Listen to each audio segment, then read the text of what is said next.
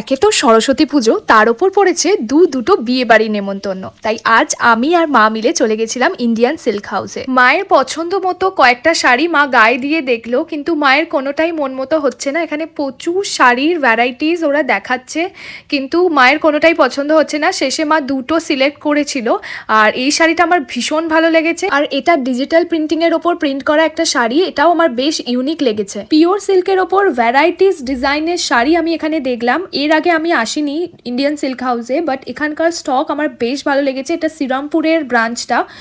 আর even এখানে ব্লাউজেরও খুব সুন্দর সুন্দর কালেকশন ছিল, তবে দামগুলো ভীষণই হাই প্রাইস, তবে ডিজাইনগুলো বেশ ইউনিক। প্রত্যেকটাই কটন ফেব্রিকের ওপর ছিল, আর ডিজাইনগুলো বেশ ভালো লাগছিল। আর এই লাল ব্লাউজটা তো আমার ভীষণ ভালো লেগেছিল, তবে এটা 2500 টাকা দাম ছিল, তাই জন্য আবার হ্যাঙ্গারে ঝুলিয়ে রেখেই আমি চলে এসেছি।